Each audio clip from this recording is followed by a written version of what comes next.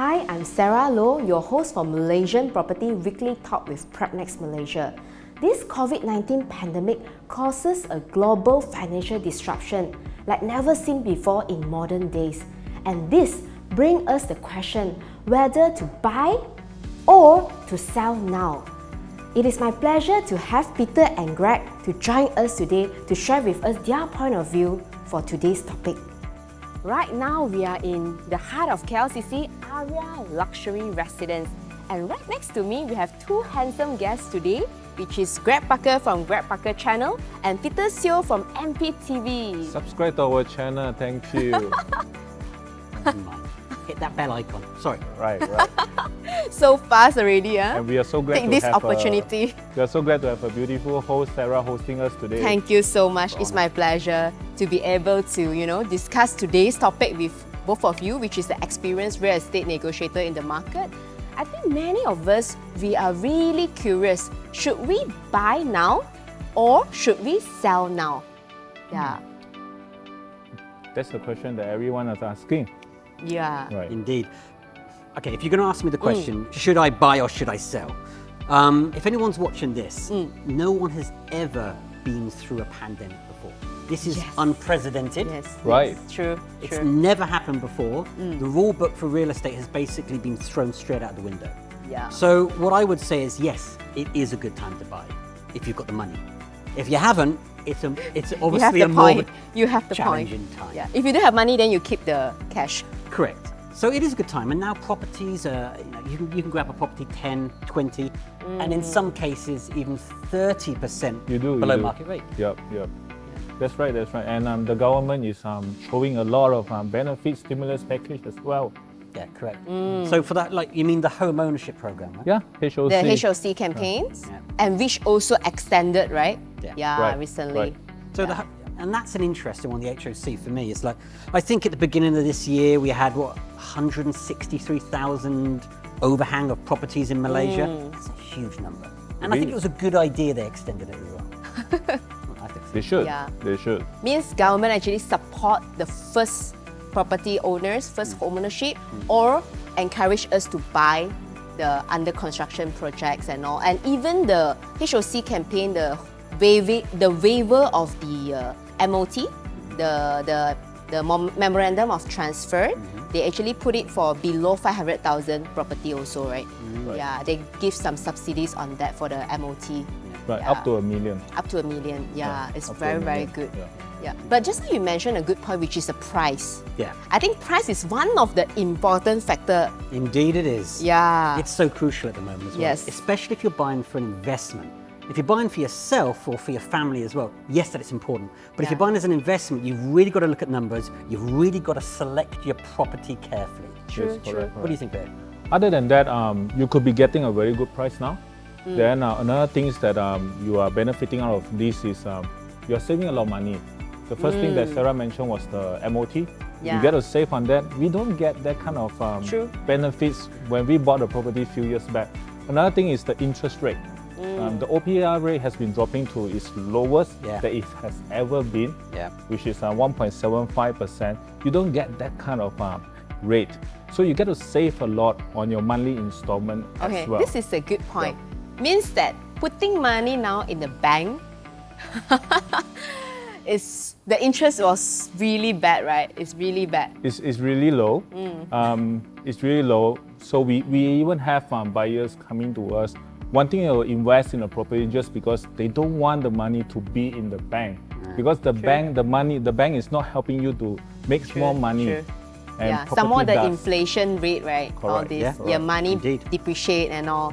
Right. I think it's a good point. But also, buyers' behaviour has changed drastically over this last 10, 11 months since the pandemic started. Totally. People like to stay at home now. Yeah, or like me, move to the country.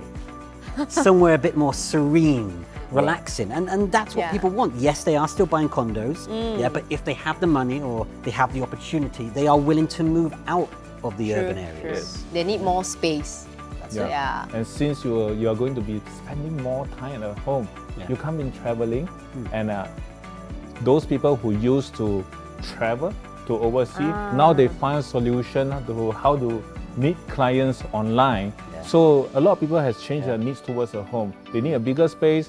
Majority of people needs a bigger space nowadays. Same goes to you, right, Greg? Indeed. Now, if you have your kids, I'm going off tangent here, but it's still important. If you have 2 or 3 kids in a small condo, it's not easy to work. True. You need that extra space. You know, Yeah, they feel so compressed in the confined space, right? Yep. Yeah. That's right. So the behavior is changing, and also means that the demand is changing, you know, or maybe even rising. Yeah, people are more demand, you know, not just on the price, but the demand for better, you know, lifestyle. Yeah. I think this is a good point. Facilities related. Yeah. You know, you want, if you're going to live in a condo, you want some facilities you can actually use. Before, you may not have used them, right? That's right. Now you probably are, and if it's not you, it'll be your children. Yeah. That's right. I think a lot of consumers, back in their mind, since the MCO started in March, right, they feel that they should wait until end of the year or after the bank moratorium ends, wait for a better deal or cheapest or lowest price. So what does it mean, lowest or cheapest to you? Maybe, Peter, you can help to answer this. Well, that's a $1 million question. You see, ever since MCO, ever since this pandemic happens, there are so many voices saying that you got to wait until after the moratorium is over. There are going to be people who can't afford a home, so you are going to get a good deal out of it. But now that with the vaccine is out, is the price going to go lower or is it going to go higher? We have no idea. No one can answer you that. So in the end of the day, the question to ask yourself is, why are you buying the property for? If you are buying it for own use, I can tell you that the price is much cheaper now. The average price is cheaper now compared to 2 to 4 years back. So you are getting yourself a good deal. So most importantly is what are the house that you want to buy for own use? Because you can't wait for the house that you want to buy for own use. You found a house that you like, you are not going to wait 1 year later, then you will find the same house that you are getting, right? So for own use, the number one priority to you is you need to get a house that you love, a house that you want to stay in, right? Yeah, absolutely. I think it's a good point, Peter. Because if the house is very cheap, but it's not the house that I like, I won't put my money in also to get it, right? Right. And if the house that I like, and I believe maybe other people will also like that house. Right. Yeah. I think this is a point to consider. So if for own stay, I think it's more on the emotional part. If you really need it, then you just get it if it's cheaper than few years back. Right, because if you are buying for own stay, it's a needs. And this needs can this needs to be waited like 1 or 2 years later? And what if you bought this house 1 year later, the price go up? How do you feel about it? And if the price really goes down, I think you will still believe that you made the right decision because you can't find another house like this. Like exactly the same. Exactly the same. Yeah, that's the kind of feelings that you are getting. True. Right. But if you are buying for investment, well, the question to you is, what do you want to gain out of the investment? A lot of people are saying that the price is going to be cheaper and cheaper, but the question is, do they really know how much they want to gain out of it? Well, I mean, Peter, let's highlight what we do know. I don't have a crystal ball, number one. Right. Okay, that's a given. Okay. Number two is the prices drop, say 10 to 20, maybe even a stretch over that for the last, let's just say 8 months or so, right? Right. It hasn't gone up to 50% like some people said. Yes. Okay, it hasn't stayed Some as it even is. say 70%. Exactly. It's Right. kind of stayed there. Yeah. Singapore kind of stabilizing in Singapore at the moment. I mean, they're That's right. doing, it's pretty solid down there. Over here, I can't see it changing a lot from where it is. Right. I think that's pretty much a fact. The other thing which is very interesting is when the moratorium does end, you're going to have fire sales, right, where prices are going to drop through. But what? 100% of all properties? No, not even slightly. You'll have a handful here and there That's in right. different neighborhoods and communities across the country, True. north and south of Malaysia. Yeah. Okay. I think it's a good point here. The bad economic only affect those middle to low income earners. Right. So it won't affect the rich ones. The business owner. I think so. I think The rich so. has got richer. Yeah, the rich got richer. The And poor there's new got rich as poorer. well. Yes. Yeah, and I think if it really hit the bottom price, right? I think the seller also need to pay for the outstanding bank loan, right? Well, yeah, they have a cost. Yeah. They have a cost. Definitely, they are not going to sell to you a price that is going to be much lower than their outstanding loan, Yes. which they have to fork out more money if they sell to you, they would rather choose another option. Like what Gregg said earlier, he told me that there's a refinancing options. There's other options on how do you reduce on your commitment, not necessarily from or maybe the property. renting out. Right. Yeah. So I believe there's always a base price for every properties. So back to what Gregg was saying that and Sarah was saying that the price, there are people who say that the price could drop 70%. But the question to you is, if you are an investor, if there are really price that is going to drop 70%, is that your goal to invest in a property that will gain 70% for you? Because to some people out there, they do not have a goal, they do not have a direction. So even if there's really a property that drops 70%, they will still think that the price is going to go further down. Because their answer to you is, I want to make as much as possible, which there's no goal. So I believe if you are an investor in property, I'm sure you know how much you want to gain. Maybe in 5 years you want to gain a 50% or 30%, or maybe in 10 years' time. Well, if you are an investor who have a clear direction, I'm sure you can see that whether now is it going to be a good time for you. So based on your experience, based on the statistic in the past, the price has dropped. If you believe that by entering now you can get the kind of percentage that you want, then now is a good time. Yeah. Because no one is ever going to know when is it going to be the lowest. The same goes to rental property as well.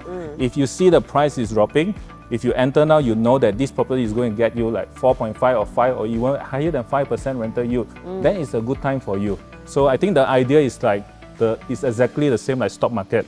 No one is going to know when is it going to be the lowest, right? Right. You just need to enter it by having a goal and direction on how many percent you want to make out of it. Well, if that timing can give you that result, why not? Yeah, I think it's a good point. It depends on when you enter and when you exit. Right. Yeah. Right. Okay, I think some of the sellers or vendors are indecisive whether they should sell now or later. What do you think on this? Okay.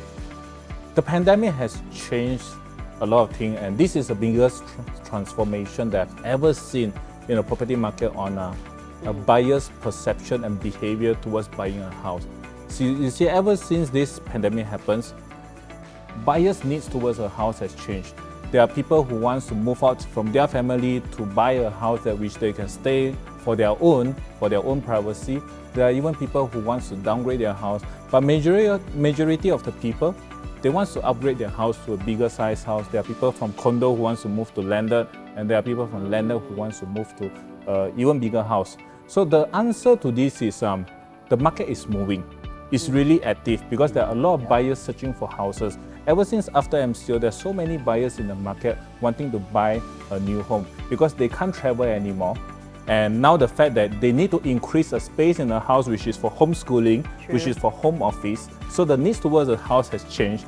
And some of them, they can't go to the gym anymore. They need a gym at home. And even for facilities, some of them want to go to a condo with more facilities. So when the market is active, there are buyers buying. So to the seller, I think what you want to know is whether are there buyers going to buy your house now? And yes, the market is really active now. Right, Gregg. The market is on fire. I mean, seriously, it's on fire. Every day is a new day. I would say, like, if I had a 2-bedroom condo I wanted to sell, in a condominium blocks with like 1,000 units, and there's 80% for sale, it's a bad time to sell. It is. It's a bad time. But if I've got a unique custom or a unique place which I really think it's special, or I really think I can market it with my agent, then I think it is a good time to sell. But you only sell now if you need to sell now. That's right. Otherwise, That's right. It's not the best time to sell. That's right. At all. It depends on your needs also, and Absolutely. also the supply and the demand, right? That determine the price. How about anything that government support us, to?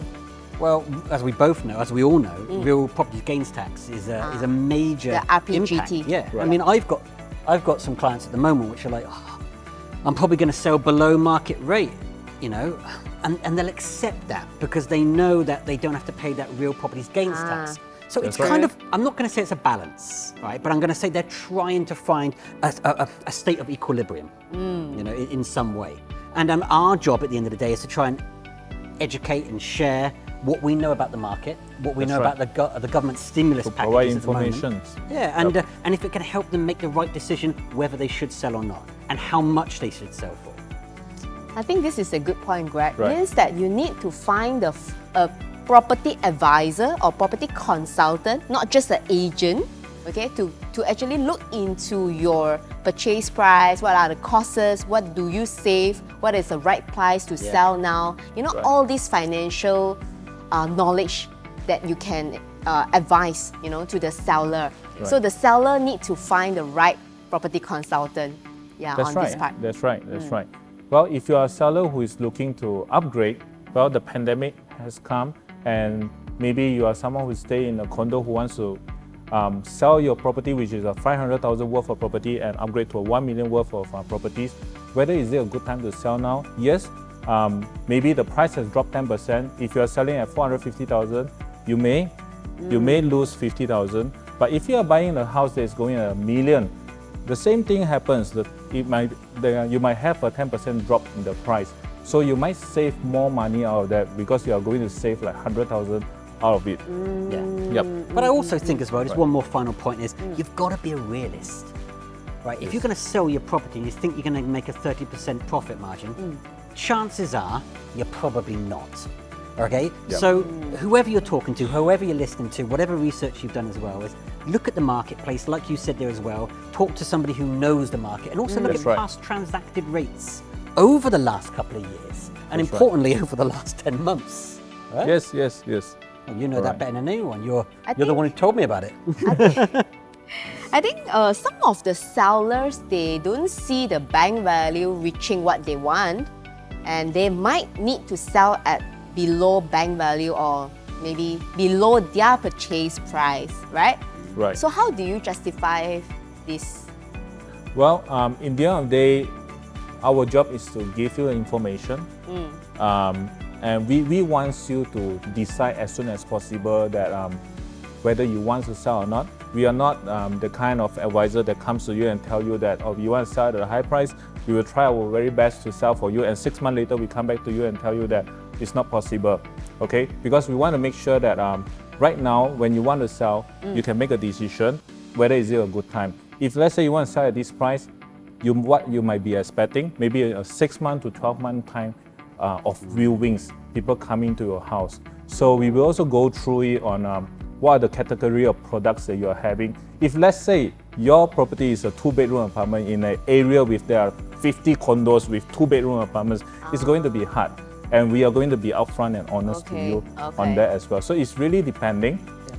Good point. Right. I think it's based on the surrounding or the future upcoming projects in that surrounding. Right. If you see there is a sign of sort of like oversupply, you know, and you don't see the potential increment of it, I think if you are not making money by selling now, I think maybe it's the right time to let go, to cut loss. And then maybe you cash out that money and invest into another property or projects that you feel that have a better capital gain or rental yield, right? Yes. Yeah. Right. I think it's a good point to look into it. That's right. Yeah. So thank you so much, Peter and Greg. I think Pleasure. today we have a lot of different kind of opinions and point of view, okay, and all the knowledge in terms of why should we buy now and why yes or no should we sell now. So do you have any closing remarks to share with our audience? Well, to our audience out there, whether is it a good time to buy or sell is all up to you, and most importantly is do your research on the properties that you want to buy, because research is going to be what's moving you towards your decision. And also subscribe to Malaysia Property TV. What a plug. And Greg? God, that was a great plug, Peter. I love it. I'm going to do the same as well. But first, before I do that, I would just say find a property partner who knows their shit. Okay? And it doesn't have to be a real estate agent, doesn't have to be a real estate negotiator, but somebody who knows the market, knows about past transacted rates. Not someone that says they have a magic 8 ball or a crystal ball. You know, it doesn't exist. Someone rather than just talking, but can show you the facts and figures, you know, to justify for you. And who's a realist and won't blow smoke up you. You know what I mean? And then, of course, don't forget to subscribe to my channel. Click that bell icon so you get notified next time I upload a video. Thank you. Thank you so much, Gregg and Peter. Thank you, Sarah. Thank you. Thank you so Sarah. much. Cheers. Yeah. So remember, now stay at home, work from home, and own a home. Thank you so much for watching Malaysian Property Weekly Talk with PropNex Malaysia. Hi everyone, my name is Marcus Ting, CEO of PropNex Malaysia. Today I'm going to share with you the concept of rental and buying a property. What is the difference? So there's the 4 things that we need to take into consideration. First, are we looking for the short term or long term? Second, are we going to have the profit or non-profit mindset? If we have the profit mindset, then we have to invest. But of course, when invest, there is a business risk. They might have the chance of making a loss. But bear in mind, for property, it's a long-term investment. Normally, the 10 years will have the double of the price that you purchase.